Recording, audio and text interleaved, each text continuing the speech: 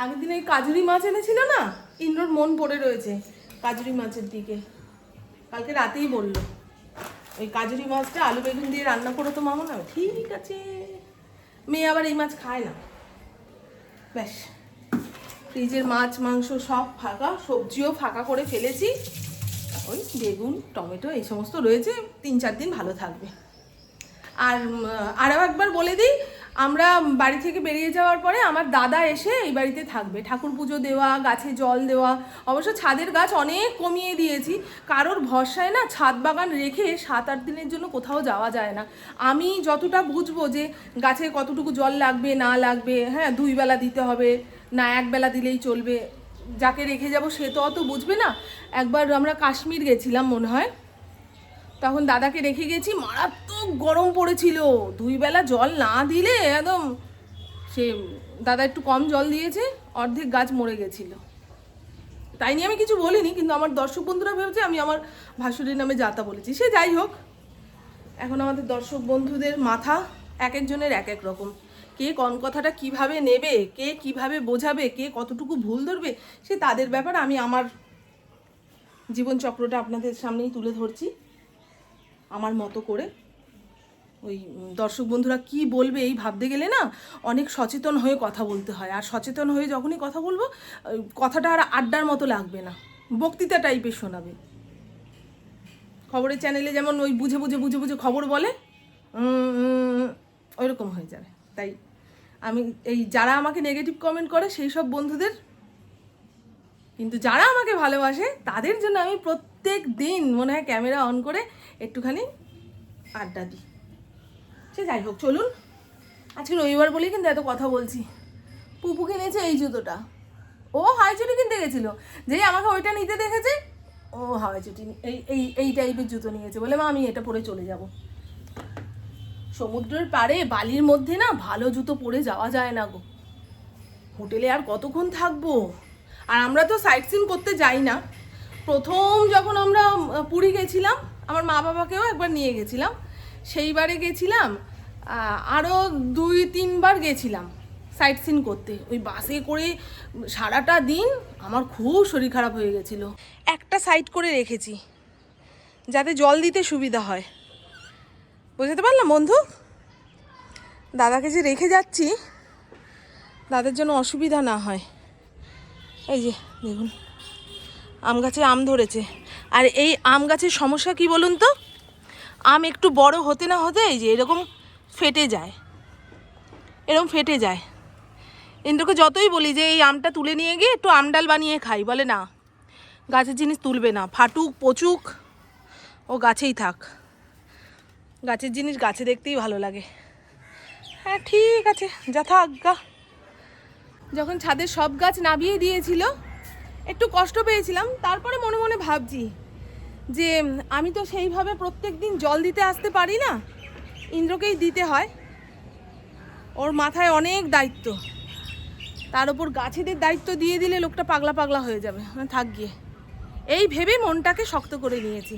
নাহলে তো জানেন আমার ছাদে কত গাছ ছিল, কত গাছ ছিল। হ্যাঁ, এই ছাদের গাছের ফুল দিয়েই আমার গোবিন্দ সেবা হয়ে যেত। ওই যে চলে এসছে, ওকে বললাম নিচের ঘরটা পাহারা দে, দরজা কপাট খোলা রয়েছে। সুজাতা দেরি করে বাসন মাজতে আসবে বলে গেছে, এই পাশের বাড়িতে কাজ করতে আসে, বলে বৌদি আমার ছেলেকে একটু খাবার বানিয়ে পাঠাবো, দেরি করে আসবো। ঠিক আছে। কালকে আমরা ভোর 4টের সময় বাড়ি থেকে বেরোবো। পাড়ার টোটোওয়ালা দাদাকে বলা রয়েছে বাড়ি থেকে এসে ডেকে নিয়ে যাবে, আপনাদের গোবিন্দ দর্শন করিয়ে দিই। সেদিন পুপু যে শিব ঠাকুর অঙ্গরাগ করছিল, এই যে আমার আর পুকুর জন্য চা বসিয়ে দিয়েছি। আর আমরা যেই কয়দিন বাড়িতে থাকবো না সেই কয়দিন ফড়িংয়ের চিকেন ভাত সামনের হোটেল থেকে দিয়ে যাবে, দিয়ে গেলে দাদা মেখে চুকে খেতে দেবে। আর একটা জিনিস দেখাই আপনাদের, আমি ফেসবুকে এক দিদির দেখা দেখি রাঙা আলু গাছ জলের মধ্যে বসিয়ে রেখেছিলাম, গাছ বেরোবে। তা অনেক দিন খেয়াল করছি, দেখি পচে পচে উঠছে, ভাবছিলাম ফেলে দেব, কিন্তু দেখুন কাল পরশু এই ছোট ছোট কুশি বেরিয়েছে। আমি না, এতে পাতা বেরোবে। কালকে আমরা স্টেশন মার্কেটে জুতো কিনতে গিয়ে ওই ক্ষেত্রেশ্বর বাড়ির মেলা ঘুরে এসেছি, সারা মেলা ঘুরে ঘাড়ে দুখানা কাপ কিনলাম। আবার কি বলেন, কাপগুলো ভালো হয়েছে না? 40 টাকা করে চাইছিল, 35 টাকা করে এনেছি। এই তো দোলের আগের দিন উঠে যাবে মেলা।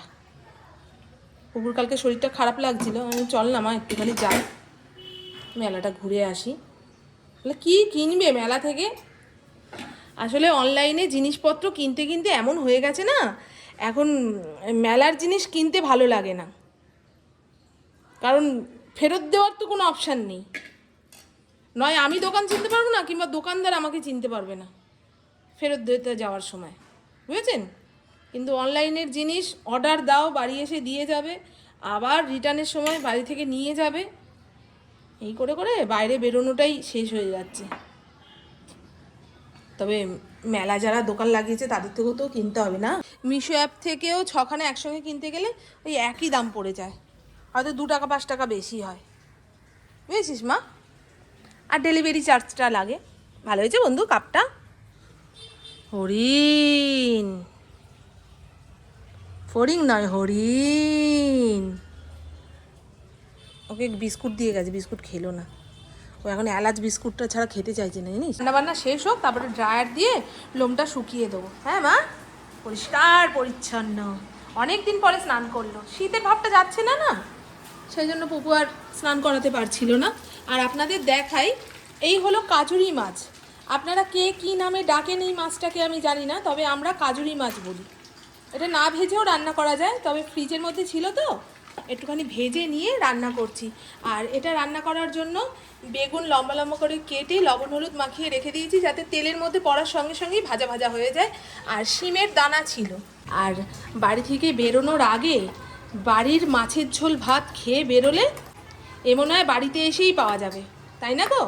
এর মধ্যে মশলা বানিয়ে নিয়েছি, টমেটো, কাঁচা লঙ্কা, তারপরে জিরের গুঁড়ো, হলুদ গুঁড়ো, অল্প একটু কাশ্মীরি রেড চিলি পাউডার দিয়ে বানিয়ে রেখেছি। মাছ তৈরি করব, মাছ রান্না করব।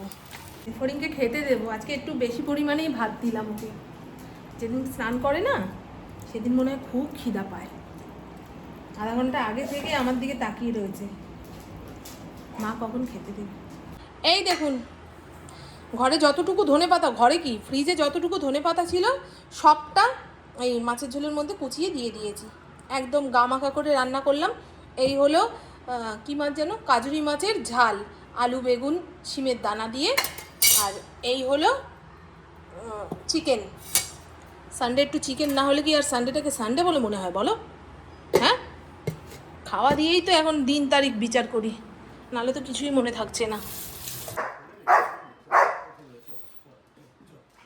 এখন তো আর বাড়ি এসে মামনকে খোঁজও না, বেরোনোর সময় টাটা বাই বাইও বলো না। শের হয়ে গেছে, শের খান। হ্যাঁ হ্যাঁ,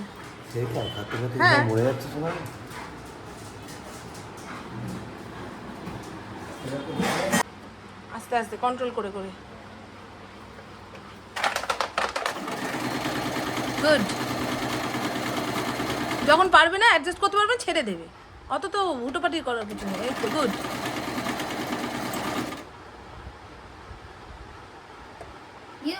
হ্যাঁ হ্যাঁ দাও, ব্যাস। দাঁড়াও দাঁড়াও, নাহলে ঢোর পড়ে যাবে। থেমে থেমে ওই ইয়েটা ঘোরাতে হয়, রাউন্ড করতে হয়।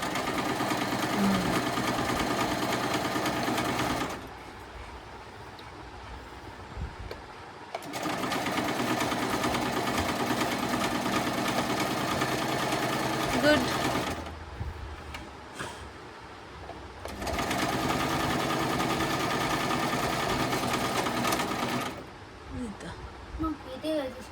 দাদা হ্যাঁ হ্যাঁ হ্যাঁ হ্যাঁ, কোনো অসুবিধা নেই। আজকে কে তোমাকে এরকম রং মাখালো গো? ও নাচের স্কুলে, আচ্ছা আচ্ছা, ওখানে বসন্ত উৎসব হয়েছে আর কি নাকি? হ্যাঁ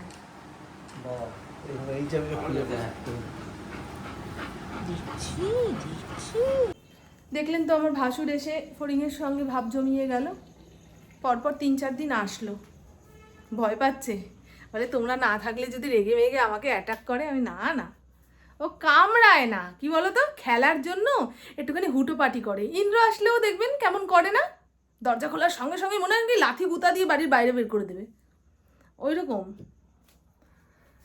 সে যাই হোক, চলুন বন্ধু, এখন বুবুকে সাহস করে ডাকতেও পাচ্ছি না, মনে কষ্ট পেয়েছে তো, একটু কষ্টটা কমুক, তারপরে বলি ট্রলিটা বের করে দে। ও ছাড়া ট্রলি কেউ নামাতে পারবে না।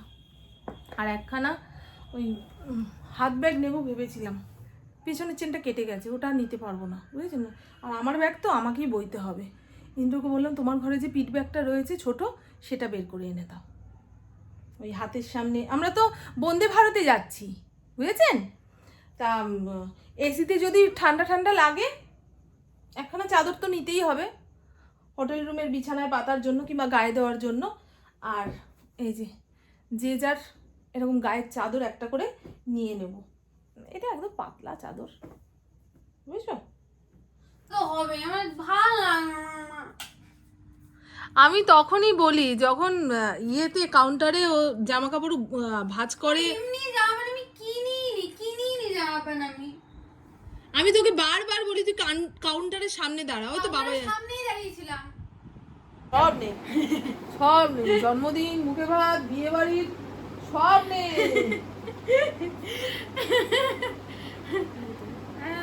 এই জামাটা এটা আমি সকালে পরে নেবো। ঠিক আছে, কি করতে হবে মাছ কিনতে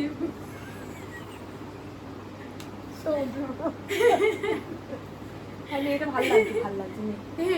এই দুটো করে ফটো উঠবে আমার। সূর্য ধরে না, সূর্য কোনারক মন্দির থেকে। কোনারক মন্দিরে যাবো না তো, আচ্ছা। আমরা সাইট সিন করতে যাবো না, আমরা ওই এই যে সমুদ্রের প্রবলেম, পাড়ে। আরে সরো একটু সরো মা। ও পুরো গানের মতো শোনাচ্ছে গো তোর ঝাঁঝিটা। দিন বিকালে এটা বলবো। কত জামা, একটা জামা না পরে যদি আমি তোকে যা মারবো না। একটা ফটো তোলার জন্য তো একটা জামা নিতেই হবে আমাকে। সব জামাই ফটো তোলার না মতো। সব জামা ফটো তোলার মতো না, আমি সব জামা পরে যাবো নাকি আমি সব জামা ফটো তুলবো না। গেঞ্জি পরে যাবা? গেঞ্জি পরে যাবা? হ্যাঁ গেঞ্জি পরেই তো কমফোর্টেবল। দেখি মনে জামাটা সমুদ্রের পাড়ে গোয়াতে যাচ্ছি আমরা, সাপের মতো। যাচ্ছি পুরী, হাব ভাব গোয়ার মতো। দেখো না কেনাকাটা, এক গামলা বাসন মেজে ঘষে রান্নাঘর পরিষ্কার করে যেখানে যা ময়লা ছিল সব নিয়ে বাইরে ফেললাম। এনাদের খাওয়া দাওয়া হয়ে গেছে, ভোর 4টের সময় উঠে বেরোতে হবে, সেই টেনশানেই ইন্দ্র রাতে ঘুমাতে পারবে না। ওষুধ নেওয়া হয়েছে, শ্যাম্পু, তারপরে টুথপেস্ট, এই সমস্ত নিয়েছে। পুরীর সব দোকানে এখন সব কিছু কিনতে পাওয়া যায়। কী রে, ট্রলিটা কি নামাবি নাকি না? সব গাঁটটি বাঁধবো, বেঁধে যার যার বগল দাবা করে নিয়ে যাবো, হাঁটবো। তোর বাবা তো বলছে টোটোওয়ালা না আসলে হেঁটে যেতে হবে স্টেশন পর্যন্ত। বাবাকে একবার জিজ্ঞাসা করলে ভালো হতো, এইটাতে হবে নাকি? এটাই হয়ে যাবে। ঠিক আছে, ওটা একটু ঢোকা একটুখানি ঠেলে দে। হ্যাঁ, আর এই তো বন্ধু আমাদের গোছ গাছ পুরোপুরি শেষ। আর টুকটাক যা মনে পড়বে ট্রলিটা খোলা থাক সেগুলো ভরবো।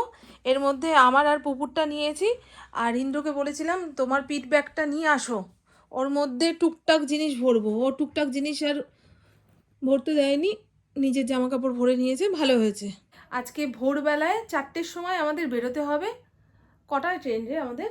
6টায় ট্রেন। বন্দে ভারতে যাচ্ছি, এই প্রথমবার বন্দে ভারতে ওঠার সুযোগ পাচ্ছি।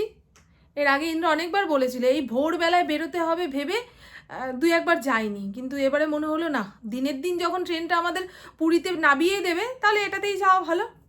এবছরে এই বন্দে ভারতে করেই যাচ্ছি। তো চলুন বন্ধু, হ্যাঁ কালকে দেখা হচ্ছে ভোরবেলা যখন বেরোবো। আমার বকবক আজকের মতন এইটুকুই। আপনারা সবাই খুব খুব খুব ভালো থাকবেন, নিজের শরীরে খেয়াল রাখবেন, সুস্থ থাকবেন, আর অল টাইম স্মাইল করতে হবে। টাটা, খুব ভালো থাকবেন। ফড়িংটাকে যে বাড়িতে রেখে যাচ্ছি, ও বাড়িটাকে মিস করবে না এটা ভেবেই ভালো লাগছে, নাহলে অন্যান্যবার বাড়িও মিস করে, বাড়ির লোকজনদেরও মিস করে। বাবা যেদিন আসি সেদিন দেখেন তো কেমন করে, কিন্তু এবারে ও বাড়িতেই থাকছে। ওই দেখ আমার পুপু তো গয়না গাটি সব বের করেই যাচ্ছে, বেশ করেই যাচ্ছে।